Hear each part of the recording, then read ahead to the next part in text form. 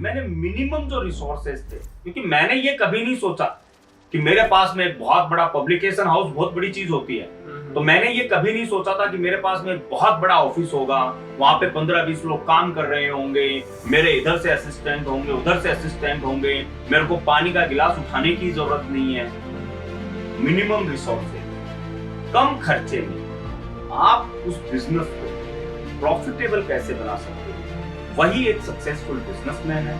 अगर वो कम खर्चे में मिनिमम रिसोर्सेज में भी अगर आप उसे करने में कैपेबल हो, तो आप यकीन मानिए वो रिजल्ट ओरिएंटेड बिजनेस होगा और डेफिनेटली आपको उससे बहुत ज्यादा कुछ सीखने को मिलेगा।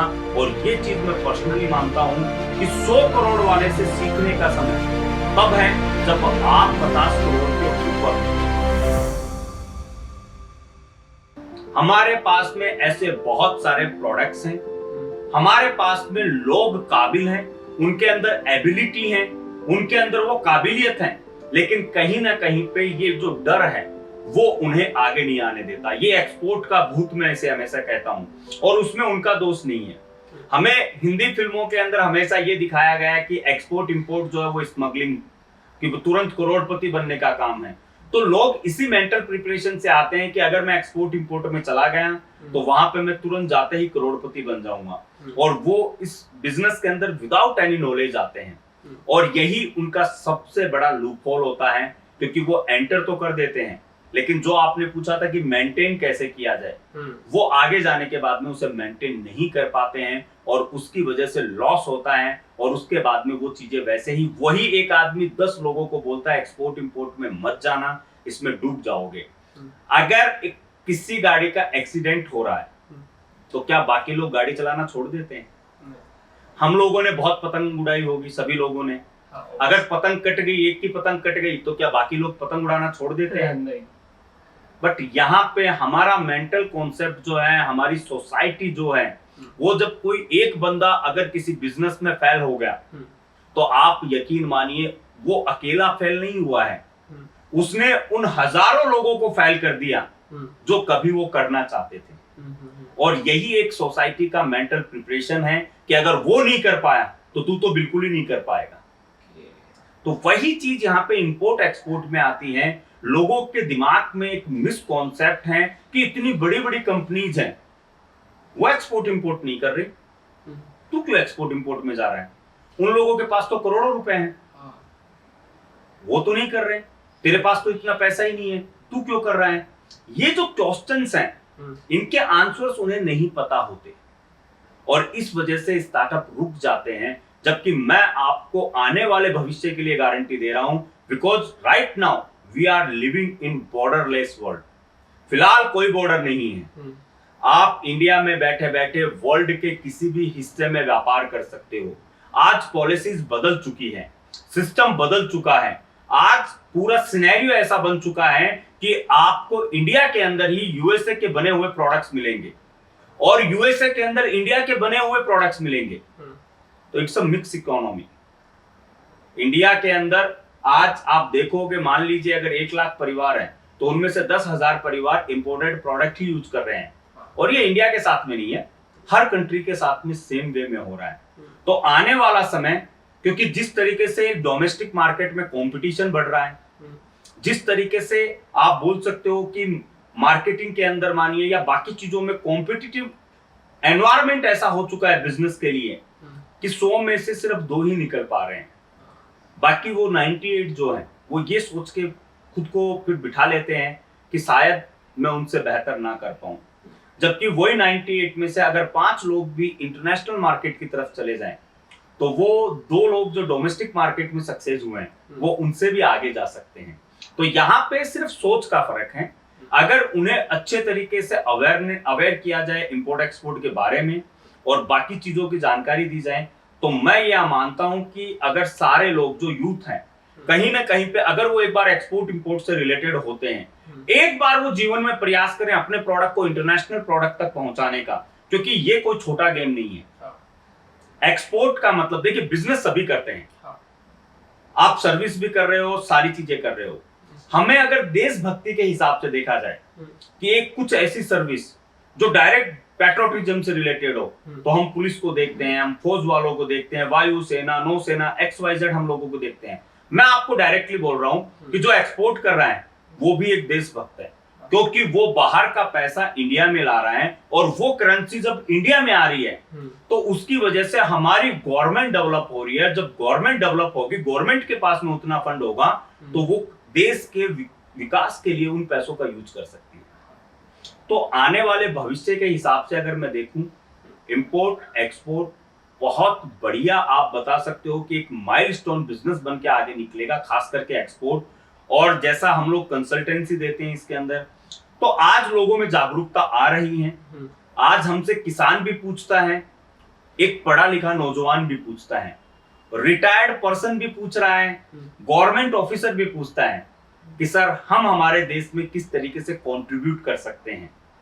तो एक्सपोर्ट इज डायरेक्ट वे, आप बोल सकते हो, जो आपने पूरी जिंदगी क्या किया कोई मतलब नहीं है, या क्या करोगे कोई चीज नहीं है, लेकिन जब आप एक्सपोर्ट करते हो तो आप बिजनेस के साथ साथ में अपने देश में भी योगदान करते हो। और अगर हमें वापस एक बार हम लोग ये सोचते हैं कि भारत भाग्य विधाता, इसके लिए एक्सपोर्ट वो वे है जिसके ऊपर अगर आज यूथ रन करना शुरू करे तो यकीन मानिए आने वाला समय भारत को एक बार फिर से भारत भाग्य विधाता बना सकता है। ऑनलाइन बिजनेस क्यों करना जरूरी है आज के जमाने में? सर, ऑनलाइन बिजनेस मींस क्या? टेक्नोलॉजी। किसी ने कभी नहीं सोचा होगा कि एक इंसान 1000 किलोमीटर दूर किसी से बात कर सकता है। टेक्नोलॉजी वही उसके ज्यादा भी कभी किसी ने नहीं सोचा था कि 1000 किलोमीटर हम दोनों एक दूसरे को देख के बात कर सकते हैं। टेक्नोलॉजी। पहले अगर किसी को कोई खत भेजना होता था, हमने पिक्चरों में देखा है, कबूतर के द्वारा जा रहा था, कोई ऊंट दे के आता था। आज विदिन अ सेकंड काम होता है। इसका एक रीजन ये है कि लोग फास्ट हो चुके हैं, जीवन शैली फास्ट हो चुकी है। हम जिस लिविंग ईरा में पहले रह रहे थे वो अपग्रेड हो चुकी है। इसी का पार्ट है ऑनलाइन बिजनेस।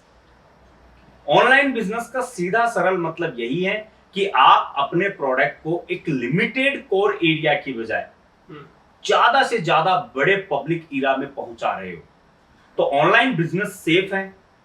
यहां पे भी मैं यही कहूंगा कि इसमें नॉलेज और स्किल का बहुत इंपॉर्टेंस है।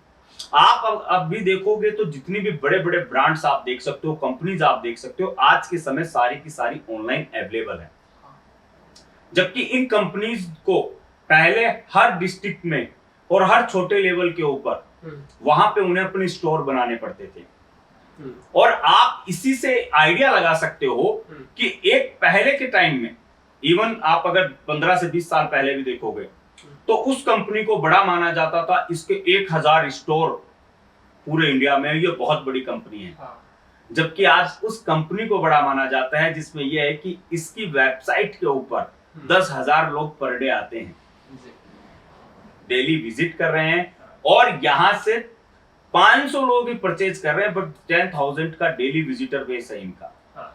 जिसने स्टोर खोल रखे हैं वो स्टोर वाला भी उस वैल्यू के सामने फेल हो जाता है, क्योंकि एक्चुअल में मानना यही है कि जो मेन कंज्यूमर होता है आज के टाइम पे, कस्टमर और कंज्यूमर, वो 18 से लेके 35 साल तक का माना जाता है जो सबसे ज्यादा परचेजिंग करता है। क्योंकि उस उम्र के बाद में कहीं ना कहीं पे परिवार की रेस्पॉन्सिबिलिटी, बहुत सारी चीजें आ जाती है। तो जो फ्री हैंड एक्सपेंसेस होते हैं वो 18 से लेकर 35 साल के लोग ज्यादा करते हैं। और यही वो यंग, आप बोल सकते हो ब्लड बोलो या यूथ बोलो, वो आज टेक्नोलॉजी के साथ में है। तो इस टेक्नोलॉजी को जिन जिन कंपनियों ने समझा उन्होंने बहुत कुछ किया, विदाउट एनी सिंगल प्रोडक्ट किया है। अमेज़न क्या था? टेक्नोलॉजी पार्ट था, ऑनलाइन है। फ्लिपकार्ट क्या था? टेक्नोलॉजी पार्ट है, ऑनलाइन है। इन लोगों ने अब जाके अपने ब्रांड्स बनाना शुरू किए हैं। स्टार्टिंग में सिर्फ इन्होंने अपनी अवेलेबिलिटी बनाई, इन्होंने ऑनलाइन मार्केटिंग की, ऑनलाइन अवेलेबिलिटी बनाई, और आज इंडिया के नहीं वर्ल्ड के बहुत बड़े स्टार्टअप उनको माना जाता है। वर्ल्ड के आप इकोनॉमी में उनको काउंट किया जाता है, फोर्ब्स जैसी मैगजीन में उनको काउंट किया जाता है, और ये ऑनलाइन की ही ताकत है। तो मेरा मानना यह है आने वाला भविष्य इससे ज्यादा और एडवांस होगा। तो जो लोग अब तक ऑनलाइन से अटैच नहीं है उन लोगों को कहीं ना कहीं पे खुद को ऑनलाइन के लिए अवेयर कर लेना चाहिए। अगर आप बिजनेस में अपने कंपटीशन को एलिमिनेट करना चाहते हो तो आप यकीन मानिए विदाउट ऑनलाइन अवेलेबिलिटी आप ये नहीं कर पाओगे। और बिजनेसमैन बनने के लिए क्या सबसे जरूरी रहता है? लाइक बिजनेसमैन अगर बिजनेस में घुस ही चुका है बंदा, तो बिजनेस करने के लिए और स्टैंड लेने के लिए क्या सबसे जरूरी है? देखिए सर, बिजनेसमैन कोई टैग नहीं है या बिजनेसमैन कोई डिग्री नहीं है। बिजनेसमैन मतलब एक ऑनगोइंग जर्नी है।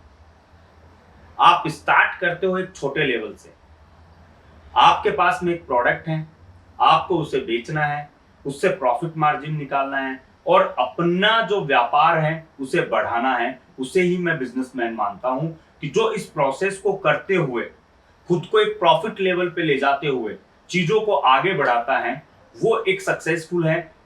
मेरे लिए टर्नओवर मैटर नहीं करता है। मैं इस चीज में टर्नओवर को कभी नहीं काउंट करता कि उसने 100 करोड़ का काम किया है तो ही वो सक्सेसफुल है। मेरे लिए जो बंदा 10 लाख का काम भी कर रहा है अगर इस प्रोसेस को करते हुए, वो भी एक सक्सेसफुल बिजनेस है, क्योंकि उस 10 लाख के टर्नओवर के अंदर भी वो कम से कम 10 परिवारों को रोजगार भी दे रहा है और 10 परिवार उसके साथ में जुड़े हुए हैं। तो मैंने ये कभी नहीं सोचा था कि मेरे पास में एक बहुत बड़ा ऑफिस होगा, वहां पे 15-20 लोग काम कर रहे होंगे, मेरे इधर से असिस्टेंट होंगे, उधर से असिस्टेंट होंगे, मेरे को पानी का गिलास उठाने की जरूरत नहीं है। मिनिमम रिसोर्सेज, कम खर्चे में आप उस बिजनेस को प्रॉफिटेबल कैसे बना सकते हो, वही एक सक्सेसफुल बिजनेसमैन है। अगर वो कम खर्चे में मिनिमम रिसोर्सेज में भी अगर आप उसे करने में कैपेबल हो तो आप यकीन मानिए वो रिजल्ट ओरिएंटेड बिजनेस होगा और डेफिनेटली आपको उससे बहुत ज्यादा कुछ सीखने को मिलेगा। और ये चीज मैं पर्सनली मानता हूं कि 100 करोड़ वाले से सीखने का समय तब है जब आप 50 करोड़ के ऊपर हो। अभी आप स्टार्टअप कर रहे हो, आपकी अभी जो टर्नओवर है आपका वो 10 लाख भी नहीं है, तो मेरे हिसाब से फिलहाल आपको 10 लाख वाले लोगों से मिलना चाहिए, ना कि 100 करोड़ वाले से। क्योंकि एटलीस्ट आप 10 लाख का फर्स्ट लेवल लोगे तो यहां पे क्या होता है कि हम लोग गोल चांद तक पहुंचने का बनाते हैं लेकिन बीच की सीढ़ियां भूल जाते हैं। तो आइदर हम लोग अपनी जर्नी सही तरीके से शुरू ही नहीं कर पाते हैं या फिर जब कोशिश करते हैं तो नीचे धड़ाम से गिरते हैं, क्योंकि हमने छूना आसमान को है लेकिन पैर जो है वो पायदान के ऊपर होने चाहिए, जमीन पे होने चाहिए। और ये एक सबसे बड़ी मैं मानता हूं कि बिजनेसमैन के तौर के ऊपर भी कि जब तक आप शॉर्ट गोल्स अपने डिफाइन नहीं करोगे, आपको 1 करोड़ रुपए का टर्नओवर लेके जाना है, बहुत अच्छी बात है, लेकिन उससे पहले आपको ये डिसाइड करना होगा कि 1 करोड़ तक पहुंचने से पहले मुझे पर डे 10,000 लाने हैं। 1 करोड़ एक साथ में नहीं आएगा। इट्स अ श्योर कि आपको वो पैसा मिलेगा। फॉर एन एग्जाम्पल अगर हम लेते हैं, घर में आटा भी है, नमक मिर्ची भी है, सारे मसाले पड़े हैं, गैस भी है, सब कुछ है। आपका लास्ट माइलस्टोन है कि आपको खाना खाना है। क्या आपके सोचने से वो 1 मिनट में बन सकता है? वहां पे कुछ 100 टारगेट हैं। सबसे पहले आटा गूंथना पड़ेगा, सब्जी काटनी पड़ेगी, पकानी पड़ेगी, फिर रोटी बेलनी पड़ेगी, फिर रोटी बनेगी। जब सारा प्रिपरेशन हो जाएगा उसके बाद में हमारा टारगेट हमें नसीब होगा, यानी हम उसे खा सकते हैं। The same thing in a business. आप अपना टारगेट बड़ा रखिए, कोई इश्यू नहीं है, लेकिन उसके साथ में 100 टारगेट जरूर बनाइए जो छोटे टारगेट होते हैं, क्योंकि यही छोटे टारगेट आपको बूस्टअप करते हैं, आपके कॉन्फिडेंस को बिल्ड करते हैं।